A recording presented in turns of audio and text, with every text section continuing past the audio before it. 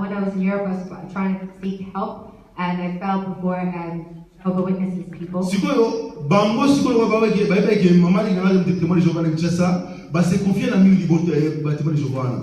And so they knew that my family, a part of my family, were into Jehovah's Witnesses. And so they allowed me to work as a construction worker.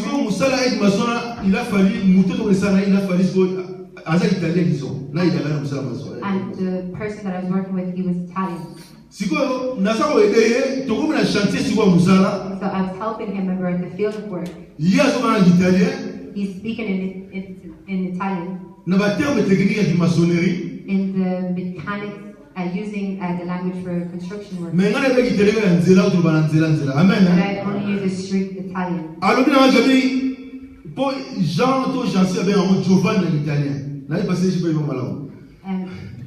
Giovanni is the term. Giovanni. So he called me that. And he said that.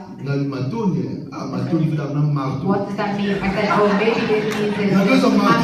So I went to take the hammer. No, Giovanni, Matoni. I said, no, it's Matoni. It's their language. I didn't understand the technical terms.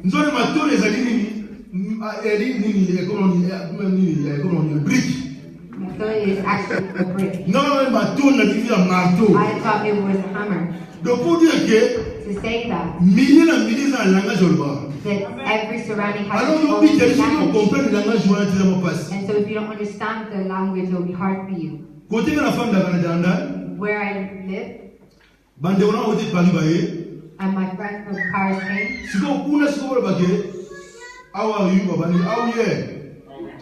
And they're saying, how are you? That's how they speak. If you're not from there, you won't understand what they're trying to say. Supposed to go to Congo. Tokos.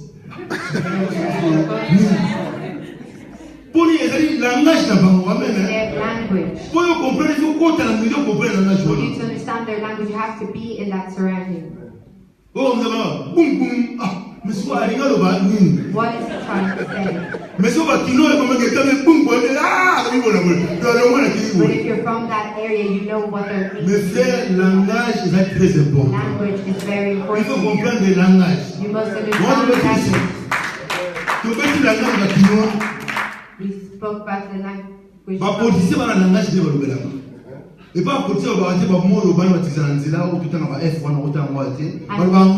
And the police have their own languages that they use. So a